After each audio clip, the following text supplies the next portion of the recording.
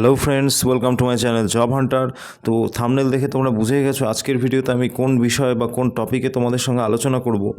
তো আজকের ভিডিওতে আমি তোমাদের সঙ্গে ডাব্লিউপি লেডি কনস্টেবলের যে ইনহ্যান্ড স্যালারি অথবা ট্রেনিং চলাকালীন তোমরা কত বেতন পাবে সেই সমস্ত বিষয় এই ভিডিওতে আমি তোমাদের সঙ্গে আলোচনা করব। আর প্রথমেই বলে রাখি, তোমাদের যদি এই ভিডিওটা তোমাদের পছন্দ হয় বা তোমরা এই ভিডিওটা থেকে যদি একটু হেল্পফুল হও, তোমরা একটা লাইক করে দিতে পারো ভিডিওতে, অথবা চ্যানেলটিকে সাবস্ক্রাইব করে রাখতে পারো। জব রিলেটেড যে কোনো ইনফরমেশান আমি আমার এই চ্যানেলের মাধ্যমে তোমাদের প্রোভাইড করে থাকি।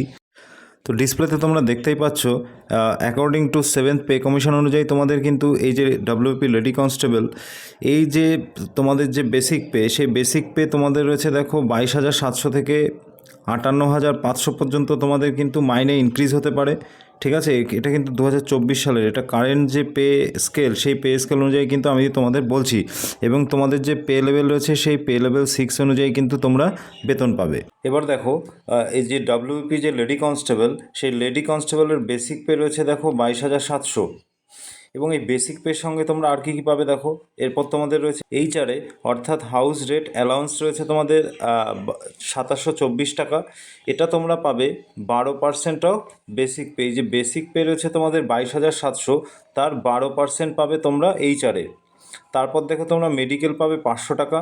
এরপর রয়েছে ডিএ। ঠিক আছে, ডিএ তোমরা পাবে 2,270 টাকা। এটা রয়েছে তোমাদের 10% অফ বেসিক পে, অর্থাৎ তোমাদের যে বেসিক পে দেওয়া হচ্ছে 22,700, তার 10% তোমরা পাবে ডিএ। তাহলে টোটাল কত হচ্ছে দেখো, টোটাল হচ্ছে 28,198 টাকা। তোমরা টোটাল যে বেতন, এই বেতনটা কিন্তু তোমরা তোমাদের থানায় যখন পোস্টিং হবে তখনই কিন্তু পাবে।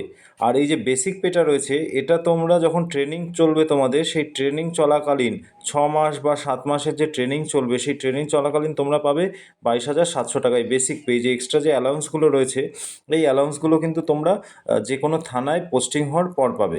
এরপর তো ডিডাকশান কত রয়েছে, ডিডাকশান অর্থাৎ তোমাদের বেতন থেকে কেটে নেওয়া হবে কি দেখো, ট্যাক্স রয়েছে 500 টাকা।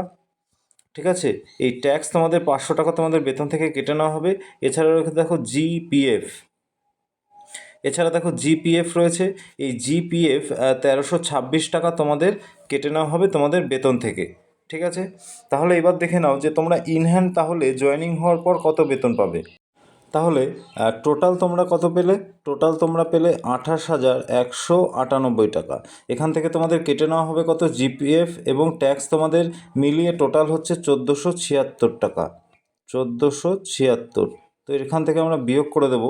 বিয়োগ করলে দেখো 2 থাকে এখানে, আর 9 থেকে 7 গেলে 2 থাকে, 7, হাতে 1 রয়েছে 6, অর্থাৎ এই দেখো 26,722 টাকা।